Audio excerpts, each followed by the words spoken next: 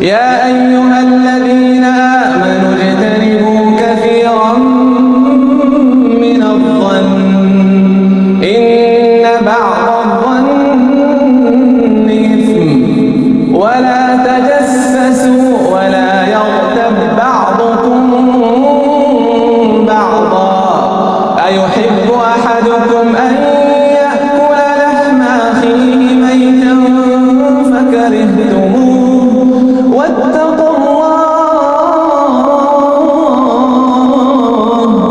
إن الله تواب رحيم.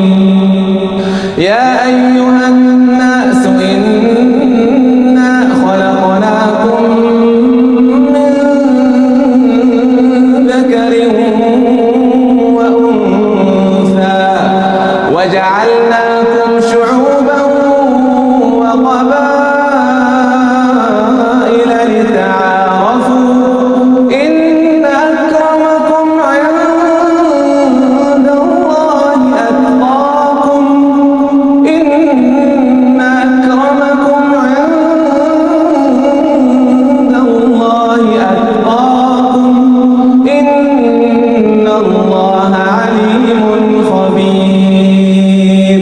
قالت الأعراب آمنا قل لم تؤمنوا ولكن قولوا أسلمنا ولما يدخل الإيمان في قلوبكم وإن تطيعوا الله ورسوله لا يلدكم من أعمالكم شيئا إن الله غفور رحيم. إنما المؤمنون الذين آمنوا بالله ورسوله ثم لم يرتابوا وجاهدوا بأموالهم وأنفسهم في سبيل الله أولئك هم الصادقون.